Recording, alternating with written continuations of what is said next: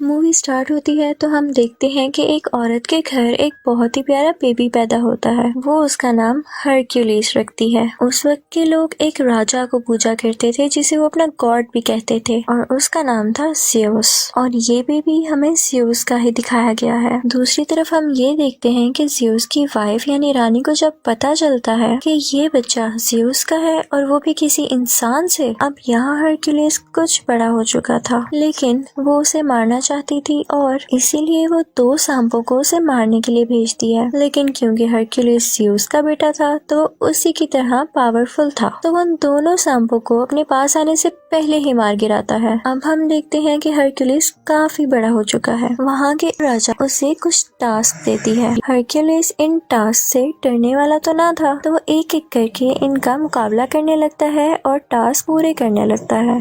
सबसे पहले तो एक अजीब सी क्रिएचर से लड़ता है और जीत जाता है। उसके बाद भी कई जानवरों से लड़ता है और उन्हें हरा देता है।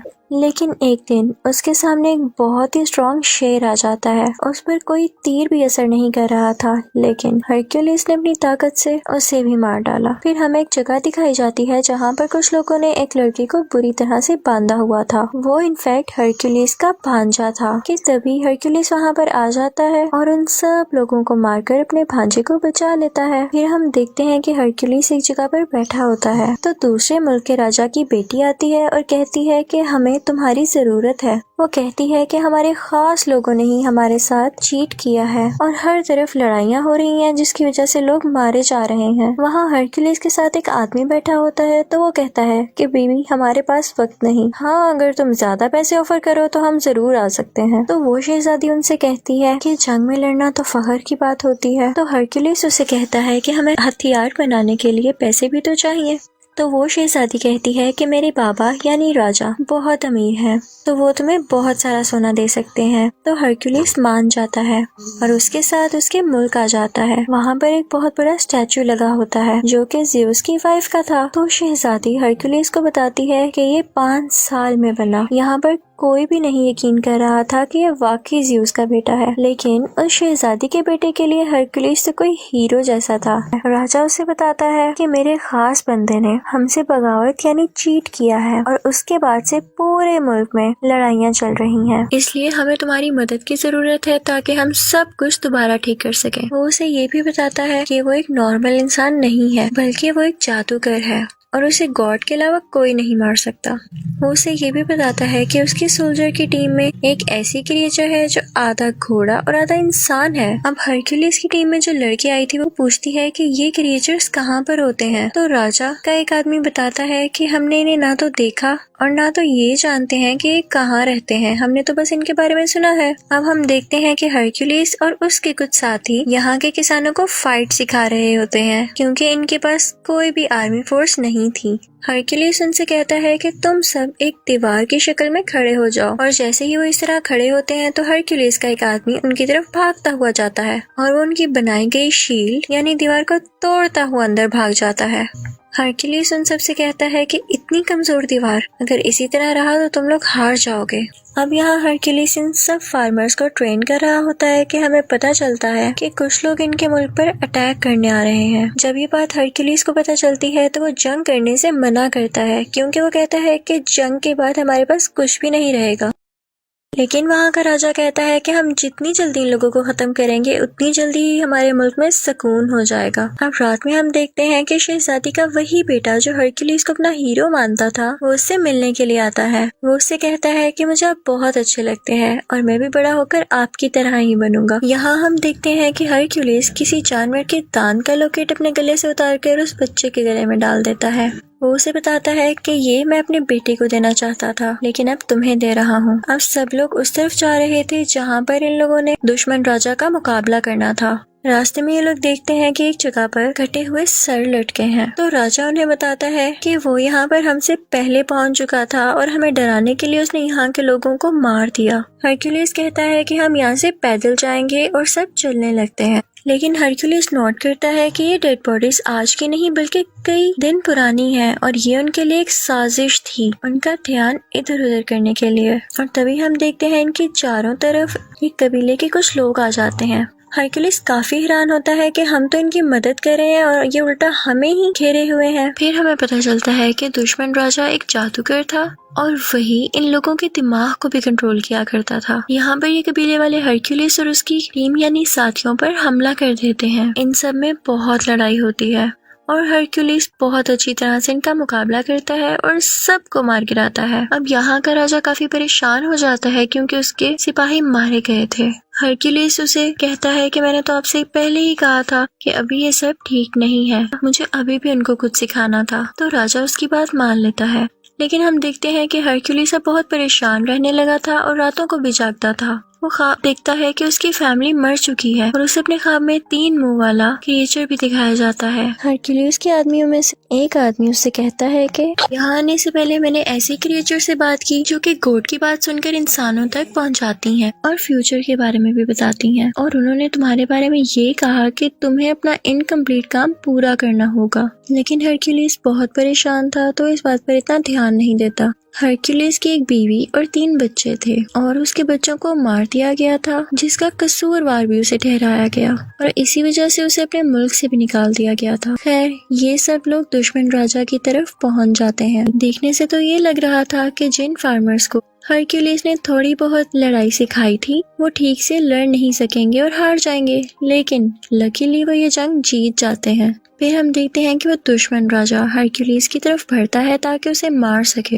तो हरक्यूलिस फौरन से उसका घोड़ा गिराकर उसे कैद कर लेता है। कैद करने के बाद वो उसे राजा के पास ले जाता है। वो दुश्मन राजा कहता है कि तुमने मुझे बिला वजह कैद किया है, मैंने तुम्हारे मुल्क का कुछ नहीं बिगाड़ा। तो हरक्यूलिस कहता है कि अगर तुमने नहीं किया तो फिर किसने किया है। तो दुश्मन राजा उनसे कहता है कि तुम जरा खुद सोचो, जिस राजा के लिए तुम लड़ रहे हो अगर वो इतना ही अच्छा और ताकतवर है तो उसकी फौज उसके साथ क्यों नहीं है और उसे तुम्हारी क्यों जरूरत पड़ रही है। तुम जिसके लिए लड़ रहे हो वो इंसान ठीक नहीं है। रात को एक इवेंट होता है जिसमें राजा के सर पर ताज रखा जाता है क्योंकि उसने हर जगह कब्जा जो कर लिया था। वहीं पर उसका दुश्मन राजा भी बंधा हुआ था। सब उस पर हंस रहे थे, लेकिन राजा की बेटी यानी शहजादी जब ये सब कुछ देखती है तो उसे बिल्कुल अच्छा नहीं लगता। उसे उस दुश्मन राजा पर बहुत तरस आता है। हरक्यूलिस ये सब कुछ देख रहा था तो शहजादी के पास जाकर पूछता है कि ऐसा क्यों है, तुम्हारी आंखों में उसके लिए रहम क्यों आया? जो सच है तो मुझे बता सकती हो। वो बताती है कि जिस मुल्क का ये राजा है वहाँ का राजा मेरा शौहर था, लेकिन मेरे बाप ने उसे जहर दे दिया और खुद राजा बन गए, और ये राजा जिसे तुम लोग कैद करके लाए हो ये मेरे शौहर का खास आदमी था और इसीलिए वो मेरे बाप के खिलाफ हुआ और जंग शुरू होने लगी। वो कहती है कि इस सब में उस दुश्मन राजा का कोई कसूर नहीं, बल्कि वो तो हमारा दुश्मन है भी नहीं। इस सब के पीछे मेरे बाप का हाथ है, लेकिन मैं अपने बाप के सामने इसलिए कुछ नहीं बोल सकी क्योंकि मेरा एक छोटा सा बेटा है जो कि अभी उनके कंट्रोल में है। और वो उससे कहती है कि मेरे बेटे को यहाँ से ले जाओ और उसे अपनी तरह की ट्रेनिंग दो। यहाँ राजा का खास आदमी आता है और हरक्यूलिस से कहता है कि आपको राजा ने याद किया है। अब हरक्यूलिस राजा के पास जाता है तो राजा उससे कहता है कि मैं बहुत खुश हूँ कि तुमने आम इंसानों और किसानों को अपनी जंग के तरीके सिखाकर उन्हें जितवा दिया, और देखो आज मैं राजा हूँ। अब आगे से वो लोग दूसरे लोगों को लड़ाई के तरीके सिखाएंगे और आहिस्ता आहिस्ता मैं पूरी दुनिया पर कब्जा कर लूंगा, और ये सब तुम्हारी वजह से हुआ है, तो क्या तुम मेरे खास आदमी बनोगे? हरक्यूलिस सुनकर मना कर देता है तो राजा कहता है कि ठीक है, जैसे तुम्हारी मर्जी। ठीक है, मैं तुम्हें सोना देता हूँ और उसके बाद तुम यहाँ से चले जाना, और मैं राजा बन चुका हूँ तो मुझे तुम जैसे लोगों की अब क्या जरूरत है। अब हरक्यूलिस और उसके साथी वहाँ से अपना सोना लेकर चल पड़ते हैं कि तभी वो देखता है कि उसके आसपास गांव के लोग खड़े हैं। वो लोग काफी उदास दिख रहे थे। दरअसल वो नहीं चाहते थे कि हरक्यूलिस जाए क्योंकि हरक्यूलिस ने उन्हें रहने के तरीके जो सिखाए थे। हरक्यूलिस जैसे ये देखता है वो अपने सोने की थैली फेंकता है और कहता है कि मैं यहीं रहूंगा क्योंकि यहाँ के लोगों को मेरी जरूरत है। हरक्यूलिस का एक साथी कहता है कि आप क्या कर रहे हैं, हमें अपना सोना मिल चुका है और हमें यहाँ से निकलना चाहिए। लेकिन हरक्यूलिस के बाकी साथी भी अपना सोना फेंक देते हैं और हरक्यूलिस के साथ ही रुक जाते हैं, सिवाय उसी एक साथी के। वो अपना सोना लेकर वहाँ से चला जाता है। अब हरक्यूलिस के साथी सीधा राजा के कमरे में आते हैं, लेकिन राजा के आदमी इन सबको घेर लेते हैं। यहाँ शहजादी और उसका बेटा भी होते हैं। अब राजा का खास आदमी उसे बताता है कि आपकी बेटी हरक्यूलिस को कह रही थी कि मेरे बेटे को अपने साथ ले जाओ। ये सुनते ही राजा अपनी बेटी से उसके बेटे को छीन लेता है। यहाँ पर राजा का एक आदमी हरक्यूलिस पर अटैक करता है जिससे वो बेहोश हो जाता है और जब उसे होश आता है तो वो देखता है कि वो बड़ी बड़ी जंजीरों से बंधा हुआ है। और तभी वहाँ पर उस मुल्क का राजा आ जाता है जहाँ पर हरक्यूलिस बड़ा हुआ था। हरक्यूलिस ने हमेशा उसका साथ दिया और उसके लिए कई जंगें लड़ी, लेकिन यहाँ पर इसने भी चीट किया और उसी बुरे राजा के साथ एग्रीमेंट कर लिया कि हम मिलकर दुनिया पर कब्जा करेंगे। वो अपने साथ 3 भेड़िए भी लाया था और उनकी आवाज बिल्कुल वैसी थी जैसी हरक्यूलिस को ख्वाब में आया करती थी। वो सोचता है कि जब मेरी बीवी और बच्चों की डेथ हुई तब भी सेम ऐसी आवाजें मुझे आती थी, तो इसका मतलब इसके पीछे भी इन्हीं का हाथ था। हरक्यूलिस उनसे पूछता है कि आखिर तुम्हारा ऐसा करने के पीछे वजह क्या थी। तो उस मुल्क का राजा जहाँ हरक्यूलिस बड़ा हुआ था वो हरक्यूलिस से कहता है कि मुल्क के राजा हम थे, लेकिन तुम्हारे कारनामों और बहादुरी की वजह से सब लोग तुम्हारा नाम क्यों लेते थे। हमारे पास इसके अलावा और कोई ऑप्शन ही नहीं थी और हम तुम्हें भी नहीं मार सकते थे, और हमने इल्जाम भी तुम पर इसीलिए लगाया ताकि उस मुल्क के लोग तुमसे नफरत करने लग जाए और सिर्फ हमारा नाम लें। ये सुनकर हरक्यूलिस को बहुत गुस्सा आता है, लेकिन जंजीरों से बंधा होने की वजह से वो नहीं हिल पाता। अब यहाँ हम देखते हैं कि वो राजा सबको एक एक करके मारने का प्लान कर रहा था और इसके लिए सबसे पहले वो अपनी ही बेटी को मारने लगता है। ये देखकर हरक्यूलिस घबरा जाता है तो उसका साथी उससे कहता है कि तुम कर सकते हो, अगर तुम हिम्मत हार गए तो हमारा क्या होगा। ये सुनते ही हरक्यूलिस में काफी हिम्मत आती है और वो उन जंजीरों को तोड़ देता है और खुद को आजाद कर लेता है। वो फौरन भागकर उस शहजादी के पास जाता है और उसे बचा लेता है। अब वो 3 भेड़िए हरक्यूलिस की तरफ आते हैं और उस पर अटैक कर देते हैं, लेकिन हैरानी की बात यह है कि वो उन तीनों को मार देता है। वो अपने साथियों को और उस बेचारे राजा को, जिसको ये लोग दुश्मन समझ रहे थे, आजाद कर देता है। अब वो दोनों बुरे राजा यहाँ से भाग गए थे, लेकिन हरक्यूलिस किसी तरह से उस राजा को पकड़ लेता है जिसके मुल्क में वो बड़ा हुआ। वो उसे उसी के खंजर से मार देता है, बिल्कुल उसी तरह जैसे उसने इसकी फैमिली को मारा था। इसके बाद वो अपने साथियों को लेकर महल चला जाता है। वो देखता है कि राजा बहुत ज्यादा फौज के साथ खड़ा है और एक आदमी ने शहजादी के बेटे के गले पर खंजर रखा हुआ है। राजा हुक्म देता है कि इस बच्चे को मार दिया जाए, लेकिन तभी वो आदमी वहाँ पर आता है जो हरक्यूलिस का साथी था और सोना लेकर वहाँ से चला गया था। वो फौरन से तीर से उस आदमी को मार देता है जो कि उस बच्चे को मारने वाला था। वो सब उस छोटे बच्चे को बचा लेते हैं, लेकिन अब उस दुश्मन राजा की पूरी फौज इन पर अटैक करने लगती है। हरक्यूलिस भी बराबर इनका मुकाबला करता है। इसी दौरान हरक्यूलिस के एक साथी की डेथ हो जाती है क्योंकि वो बहुत जख्मी हो चुका था।